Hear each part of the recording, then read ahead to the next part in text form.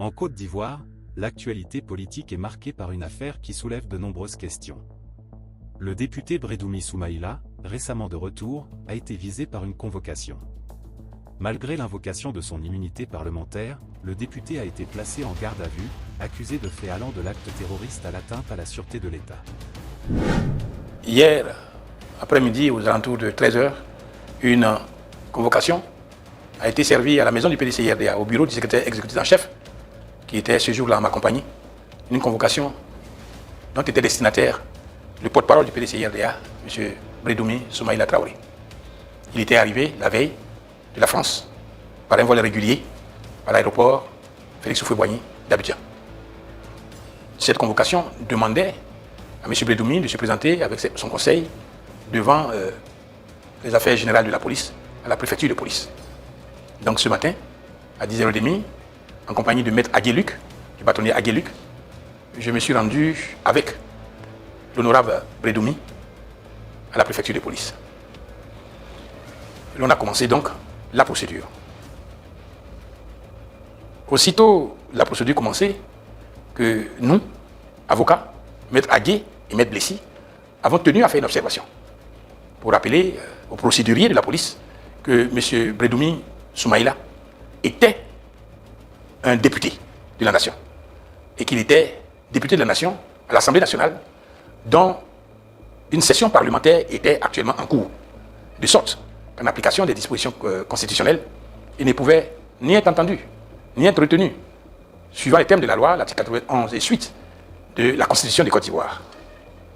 Cette observation ferme des avocats a conduit à un arrêt de la procédure. L'officier en charge de cette procédure a dû donc s'en référer à ses supérieurs hiérarchiques, au procureur de la République. Celui-ci, saisi, a dépêché à la préfecture de police, au cours de cette audition, un de ses adjoints, un procureur adjoint, pour faire connaître la position du parquet de Côte d'Ivoire, du tribunal d'Abidjan. Le parquet soutiendra-t-il, estime que nous sommes dans une procédure de flagrant délit. Je l'énonce et je ne peux pas m'empêcher de rire. Une procédure de flagrant délit. Nous avons eu une discussion et nous lui avons opposé le fait que, en droit, la flagrance du délit est fondée essentiellement sur trois situations. Le premier cas, c'est qu'on vous appréhende au moment de la commission des faits. Le deuxième cas, c'est qu'on vous retrouve plus tard, avec des éléments objets de l'infraction qu'on vous reproche. Troisième élément, la clameur publique vous poursuit. Dans ces trois cas, il y a alors flagrant délit. Et que dans notre espèce, nous ne voyons pas dans quel cas il rangerait la procédure qui concerne M. l'honorable Brédoumi Soumaïla. On nous a répondu qu'il a fait des déclarations et aussitôt après, s'est rendu à l'étranger. Oui, mais à l'étranger, cela n'empêche qu'une procédure judiciaire soit ouverte, une procédure soit ouverte contre lui en application des dispositions du Code de procédure pénale.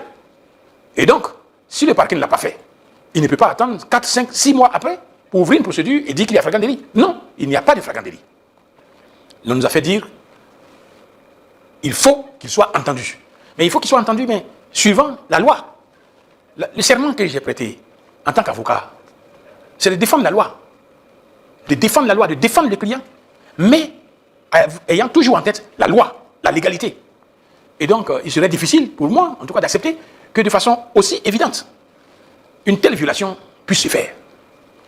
Nous avons opposé ça au procureur, qui a insisté pour que l'audition puisse se tenir. M. Brédoumi et les avocats ont dit qu'ils faisaient valoir le droit au silence de M. Brédoumi, qui ne voudrait pas se faire complice de la violation du principe de l'immunité parlementaire. Cela a été consigné dans un PV, nos observations, le droit au silence, avant que l'on ne décide de garder à vue notre client. Ces faits sont graves. Ces faits sont très graves. Ces faits sont très graves dans cette République. C'est une violation grave de l'état de droit. Une violation grave du droit parlementaire. Une violation grave, pas d'une loi ordinaire, non. Pas d'une loi organique, non plus. Mais d'une loi constitutionnelle, d'une disposition constitutionnelle. Parce que l'immunité parlementaire procède de prescription de la Constitution de Côte d'Ivoire. Comment peut-on, si l'on ne peut entendre un député au cours d'une session parlementaire sans que son immunité n'ait été levée, comment peut-on, plus grave, le garder à vue? c'est une dérive. C'est une dérive très grave. C'est pourquoi j'en appelle à l'ensemble des députés. Parce qu'en réalité, c'est le principe qui nous protège qui est mis à mal dans cette affaire. Il ne s'agit pas d'opposition ou alors de parti au pouvoir, de député du parti au pouvoir ou de député de l'opposition. C'est ce qui fonde la fonction même du député dans son essence qui est mise à mal dans cette procédure. Votre immunité. Parce que nous devons savoir quand est-ce qu'un député, quelle est la limite de la liberté du député? Quelle est la limite de notre protection? Des cas se sont déjà passés. Nous invitons tous les députés à y réfléchir. Un de leurs collègues, qu'il soit de l'opposition ou bien du parti au pouvoir, se trouve aujourd'hui gardé à vue. Oui, vous serez gardé à vue un jour. Vous serez gardé à vue un jour parce que vous êtes un député qui n'a plus de protection. C'est de cela qu'il s'agit. Il faut se mobiliser pour que cela ne soit pas. Sinon, le député devient un citoyen ordinaire, pas une personnalité protégée. Il faut s'élever. Il faut agir. Il faut protester. Mais cela est du domaine politique des députés. Moi, en tant qu'avocat, j'ai dit que je suis, au fond de moi, très meurtri d'une telle interprétation de la loi et puis d'une telle application d'une prescription constitutionnelle par le parquet. Mais je sais que le parquet saura se rattraper, saura se ressaisir, saura être conseillé pour dire simplement que le chemin qui a été emprunté n'est pas le vrai. Il trouvera la bifurcation et il reviendra au chemin initial. Je rends compte aux militants du PDC-IRDA, je rends compte à la nation ivoirienne pour interpeller, pour appeler au sursaut de l'apaisement. Parce que c'est la fébrilité qui conduit à des violations graves de la loi. Violations aussi graves de la loi. Il n'y a pas flagrance de délit. Nous demandons simplement, si tel est que M. Bredoumi a commis quelque infraction, levez donc son immunité. Mais de quelle infraction est-il poursuivi? De 11 chefs d'accusation. Premièrement, il est poursuivi pour acte terroriste, appel à l'insurrection, à la haine et à la xénophobie. Il est poursuivi pour vol. Il est poursuivi pour incendie volontaire de biens publics et de biens privés. Il est poursuivi pour incitation au meurtre. Il est poursuivi pour complot contre l'autorité de l'État. Il est poursuivi pour atteinte à la sûreté de l'État. Il est poursuivi pour atteinte à l'ordre public. Il est encore poursuivi pour incitation à la révolte populaire. Il est poursuivi pour inobservation d'une décision de justice ou administrative. Il est enfin poursuivi pour dénonciation calomnieuse. Donc M. Bredoumi est poursuivi pour toutes les infractions qui existent dans le code pénal ivoirien.